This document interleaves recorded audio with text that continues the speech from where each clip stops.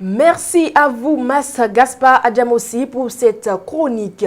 Mesdames et messieurs, c'est toujours un plaisir pour nous de recevoir pour vous Charles Alban Daoui dans le forum de discussion de ce soir. Charles Alban Daoui, bonsoir. Bonsoir, Latifat Kaweda. La 8e législature tire à sa fin et c'est l'heure du bilan. Malgré l'abondante production législative dont elle se vante, pourquoi n'est-elle pas toujours bien perçue dans l'opinion publique ? Vous savez, il y a plusieurs raisons qui justifient cela. Vous avez parlé de la 8e législature. Cela veut dire qu'il y a eu par le passé 7 autres législatives.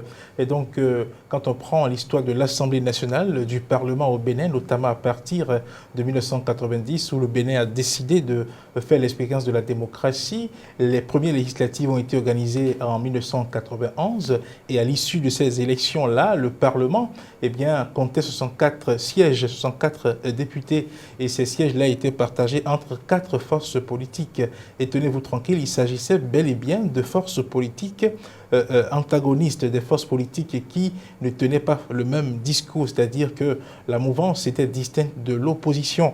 Par la suite, il y a eu les élections de 1995 et au Parlement, c'est à cette époque que le nombre de députés est passé de 64 à 83 et à cette législature-là, il y avait 19 partis politiques, mouvements, alliances et consorts. Toujours des forces qui ne tiennent pas le même discours. Par la suite, les élections de 1999, il y avait au Parlement 16 forces politiques qui étaient donc présentes et qui se sont partagées donc les 83 sièges.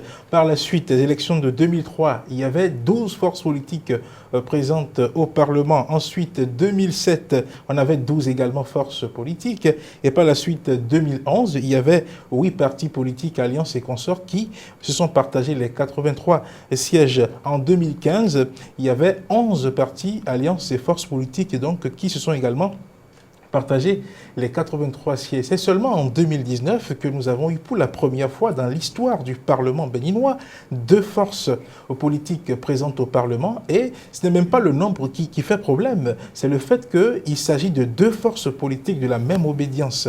Autrement dit, 2 partis politiques qui se partagent les 83 sièges et il se fait que ces 83 députés-là disent la même chose. Ces 83 députés-là sont tous de la mouvance. C'est là le problème au fait. Et donc, cette configuration du Parlement à partir de 2019 a sans doute jeté du discrédit sur ce Parlement-là. Du coup, dans l'opinion publique, dans l'assentiment populaire, ce Parlement n'a vraiment pas reçu la caution populaire qu'il fallait, d'où, malgré que les députés de ce Parlement-là disent qu'ils ont fait, ils ont voté beaucoup de lois, ils ont eu une activité législative assez dense, les gens continuent de décrier ce Parlement, les gens continuent de trouver qu'il n'était pas vraiment un Parlement. Et quelle est, selon vous, l'autre raison ?